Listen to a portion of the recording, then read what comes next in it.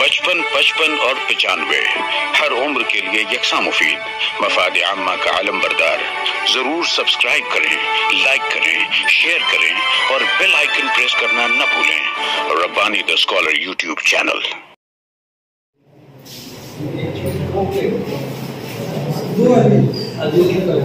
दो है। हाँ हाँ, हजरत का एकदम मुख्तसर सा है।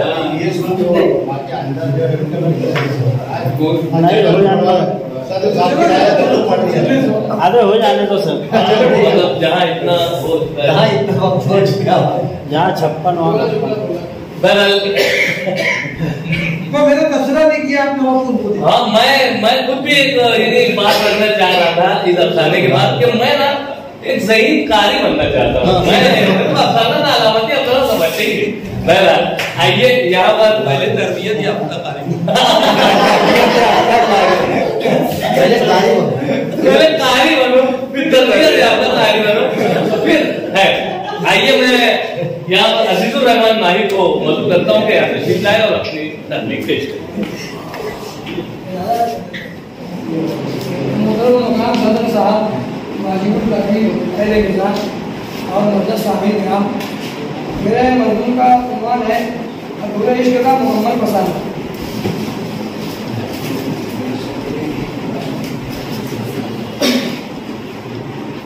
खुदा ने जब इंसान की तकलीफ की तो उसके अंदर तमाम जज्बात मसावी तौर पर हिसाब से डाले, पर सिर्फ प्यार को गालिब आता है। हर इंसान को कभी ना कभी किसी मोड़ पर किसी ना किसी से इश्क जरूर होता है। ये खुदा ताला की वो शाद और नादिर नेमत है जिसके सबब दिल की दुनिया गुलजार होती है, मगर इस धड़कते एहसास का सफर इतना आसान नहीं होता। चाहत की शुरुआत उम्मन आंखों से होती है, फिर दिल पर दस्तक होती है, लेकिन इस अफसाने का सबसे हसीन तरीन वक्त वो होता है जब आप अपनी चाहत का इजहार करना चाहते हैं पर कह नहीं पा रहे हैं। सोच रहे हैं कि हाँ होंगी या ना। आंखों में हल्के इशारे का खेल शुरू होता है जो बहुत दिलचस्प होता है। महबूबा के सिर्फ देख लेने से ही धड़कनें तेज हो जाती हैं, दिल दोगुनी चाल और रफ्तार से चलने लगता है। ऐसा लगता है जैसे जान अब निकले तब निकले। पर सच मानिए यही लम्हा सबसे यादगार हो जाता है, इसे हम आधा इश्क से ताबीर कर सकते हैं। जिंदगी का ये जुज़्व जिन्हें नसीब नहीं हुआ वो दिल के एक अजब रंग से महरूम रह गए। कभी शीरीन और कभी तल्ख, हर तरह का तजुर्बा ये आपको देता है। मोहब्बत की दास्तान को दो हिस्सों में तकसीम कर सकते हैं। पहला तो वो वक्त जो आप अपनी चाहत को हासिल करने में गुजारते हैं, और दूसरा जो आप उसके साथ गुजारते हैं।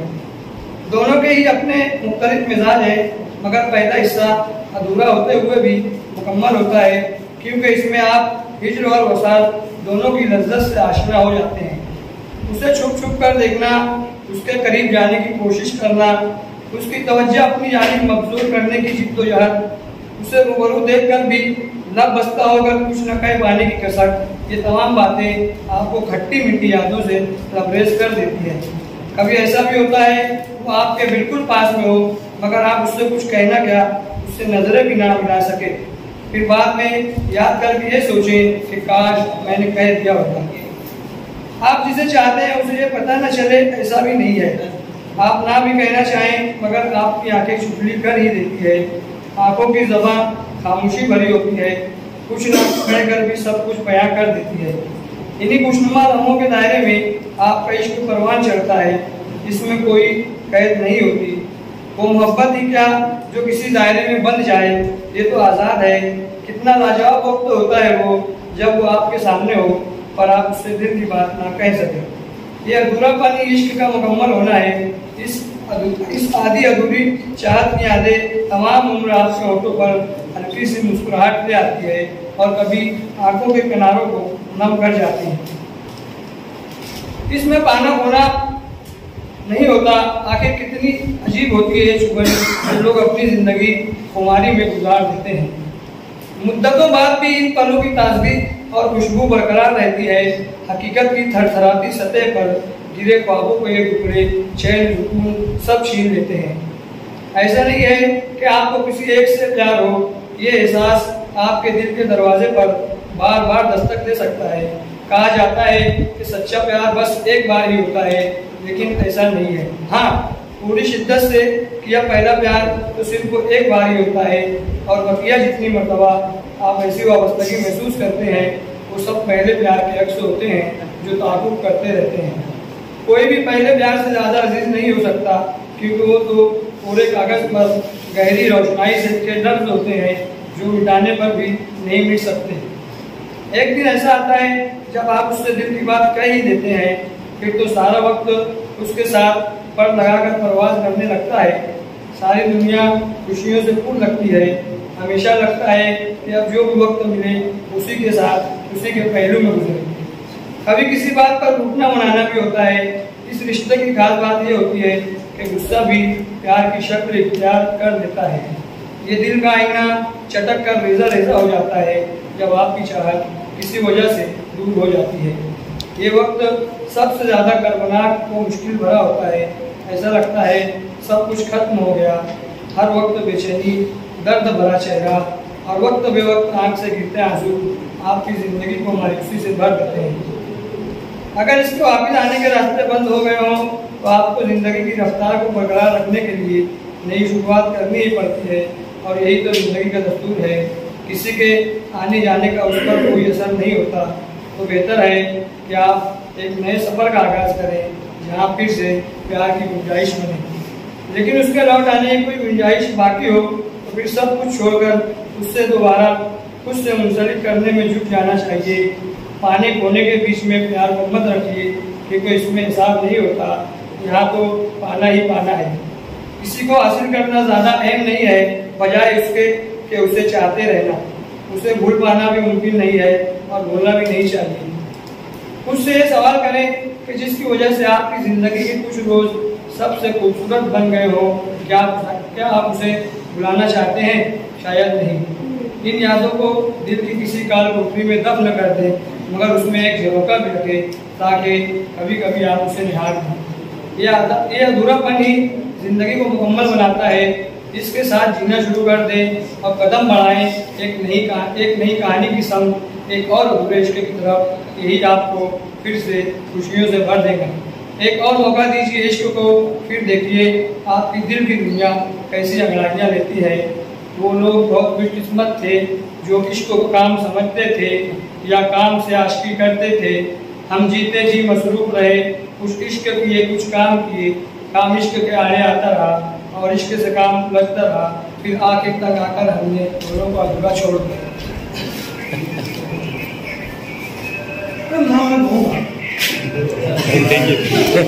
मैं कहूँगा एक शेर है, वो रंग के तीसा मजनू की कब्र पर रंग के तीसा कहे बरात। ऐसा कुछ कहना है क्या मेरे उस्ताद? ऐसा कुछ भी है मजनू की कब्र पे रख के तीसा कहे या उस्ताद। तो ये मजनू साहब के उस्ताद हैं। काश ये मुझको 30-35 साल पहले मिलते तो इनके सारे सबक बस सीख लेता, लेकिन नहीं तबलीग में भी तबसरा कर दो। ये तो आप अपने साल पहले अबे आपकी उम्र कितनी है? हाँ बोले। मैं एक बात बोलूंगा और अजीजुर रहमान माई को मुबारकबाद दूंगा। पूरा मजमून है, वो कहानी नहीं मजमून है। पूरी तहरीर में लड़खड़ाते आखिर किनारे पर आ गए। बार बार ये एहसास होता था कि अब गए।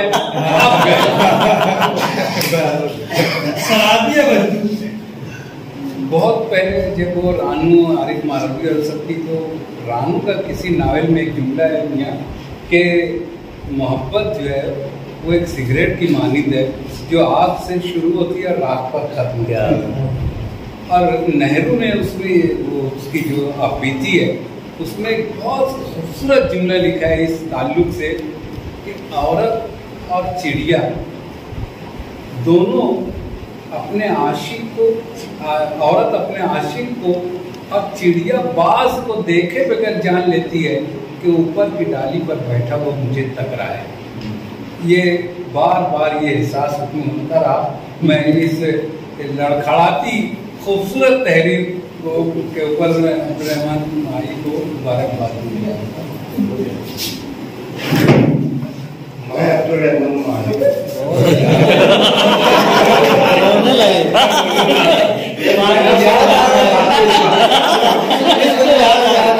बिना पर मुबारकबाद दूंगा कि अपने अदारे नजरी अदब में ऐसी तहरीरें शाद नादिर थे।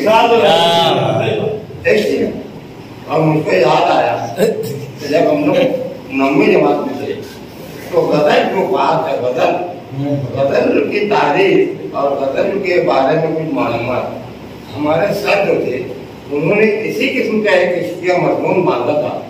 और वो लड़के जो लड़कियों की तरफ देखने से शर्माते थे या ऐसे मज़ामीन को सुनने से शर्माते थे, वो सुनने का काबिल हो जाए तो उन्होंने बच्चों से बेतकल्लुफी का समा हो जाए हमारा और हम गजल को बच्चों के सामने पेश कर सकें और बच्चे हमको कोई बुरा आदमी ना समझें। तो अदब की भी तारीफ की, गजल की भी तारीफ की और क्या चीज होती है वो बताया था, इसके क्या होता है।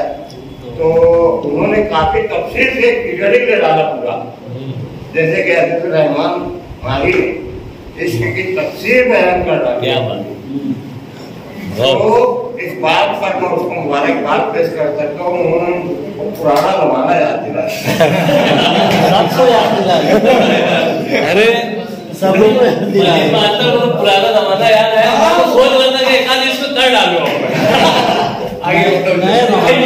यहाँ पर हमारे रशीद आर्टिस्ट साहब है और जैसी पेशकश रशीद आर्टिस्ट साहब ने इससे कबल नस्री अदब में की है, रंगों से उन्होंने जो खेला है और जो सारी बातें उनके मजमून में नजर आ रही थी, तो मैं समझता हूँ कि वही रंग लिए हुए आज फिर वो हमारे सामने रशीद आर्टिस्ट। 55 और 95 हर उम्र के लिए यकसा मुफीद मफाद आम्मा का आलम बरदार। जरूर सब्सक्राइब करें, लाइक करें, शेयर करें और बेल आइकन प्रेस करना न भूलें।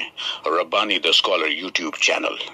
Rabbani the scholar YouTube channel इल्मी, अदबी, दीनी, मिल्ली, समाजी, सकाफती, तहजीबी, फलाही, तिब्बी, फन्नी, माशी, तिजारती, माशरती, इंतजामी, इनकलाबी, तहरीकी, तहकीकी, तकनीकी, तफ्तीशी, तामीरी, तालीमी व मालूमाती यूट्यूब चैनल। जरूर सब्सक्राइब करें, लाइक करें, शेयर करें और बेल आइकन प्रेस करें। Rabbani the scholar YouTube channel.